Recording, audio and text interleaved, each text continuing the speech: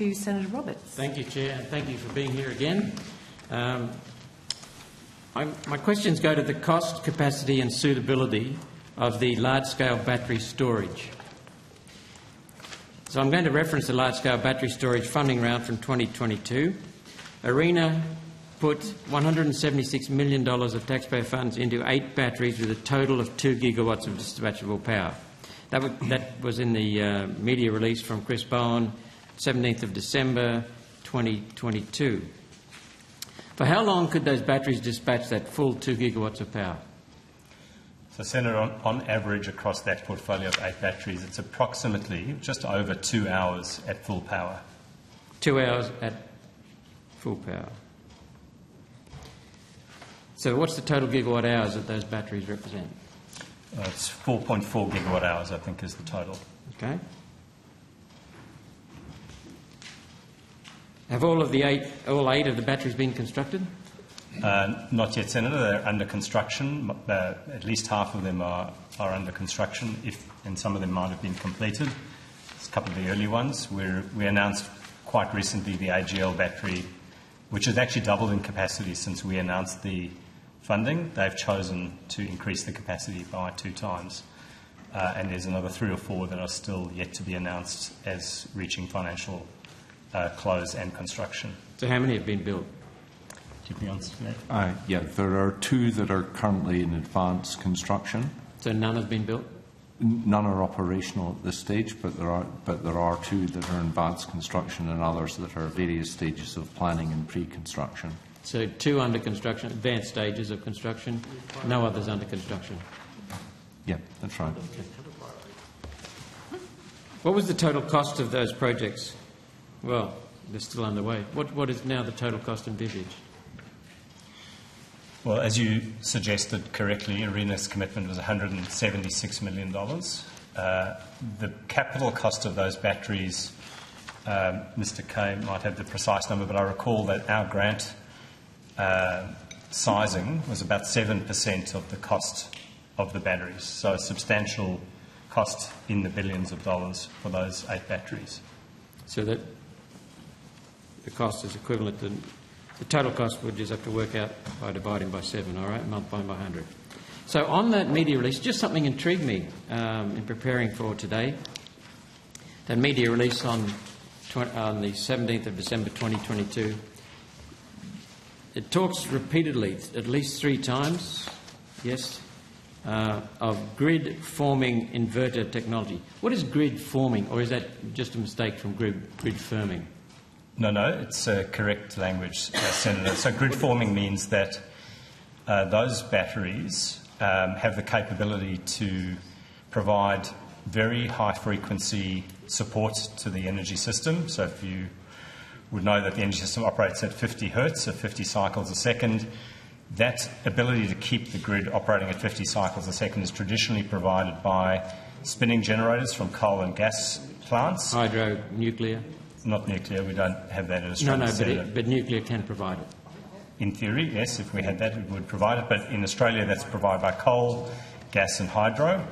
And in the absence of coal and gas, what we need is resources to do the job of keeping the grid at that 50 hertz frequency, keeping the system stable, providing the right voltage waveform, and also being able to what's called black start, so have the grid commence operation from nothing, and that is not a service that traditional batteries without grid-forming inverters can provide.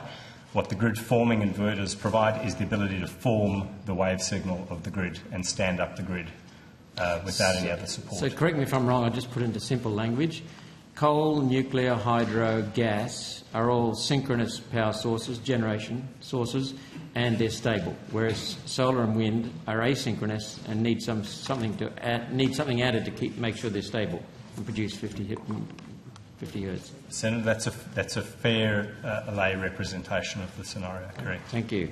Now, I also just was intrigued to notice that Minister Bowen's press release on the 17th of December 2022 said, I'll quote, "Over the past decade, we saw policy chaos cause a reduction of 3 gigawatts of dispatchable power in the grid, enough to power 2 million homes. What was the result of that? What was the cause of that loss of 3 gigawatts? I know he's saying that it's policy, but was that specifically coal-fired or gas-fired exiting? Senator, I haven't delved into those numbers. I'm sure they're correct, but I wouldn't be best placed to comment on generators entering and exiting the market. I'd refer that question to Minister Bowen if you had it. Okay, who do I refer it to now? We'll take it on notice. Senator Roberts, Minister? over the period in question, it is the case that 4 gigawatts of dispatchable generation capacity left the system, and only 1 was constructed to replace it or commissioned to replace it. I do not have the source document for that fact, but I have examined it before and I can assure you that it's possible to obtain it, so I'll take that on notice. Okay, thank you very much, Minister. Last question, Chair. Mr Miller, in your opening statement, you say in financial year 2022-23, ARENA approved funding of $544.1 million, that's almost it's over $500 million, 60 projects valued at over $3.5 billion, representing the agency's largest value of funds approved in a single year. How many of those funds were deployed on investments that were needed because of solar and wind? In other words, are they additional costs to solar and wind? Senator, as a general statement, ARENA hasn't supported to any material degree wind projects. Wind has been commercial since the agency commenced. Sorry, I didn't mean, I wasn't clear on my question, Mr Miller. I didn't mean that you're investing in solar and wind. I meant that you're investing in technology or equipment that is needed because solar and wind, for example, is unstable. Senator... Are they to supplement solar and wind? Look, there would be, if you take those battery projects, for example, which would have fed into that number of $544 million, absolutely, clearly one of the things we were trying to do in that program is provide supporting technology to allow further penetration of solar and wind. So that kind of work, plus the work we do on grid integration, is one of our key priorities, would be to support increasing shares of solar and wind energy. Ultimately, all of the technologies we support are in the furtherance of increasing the renewable energy penetration and competitiveness in Australia. So even the hydrogen work that we do, while I couldn't characterise it as being needed to support solar and wind, it is a technology set that relies on increased penetrations of solar and wind, cheap solar and wind, to provide the energy source to make the hydrogen. So it's ultimately all related to renewable energy supply and competitiveness. All of that funding would be... Thank you for a very clear answer. So these are additional costs that are needed for solar and wind. I wonder if GenCosts from CSIRO incorporates them. That's not for you. That's just a wonder.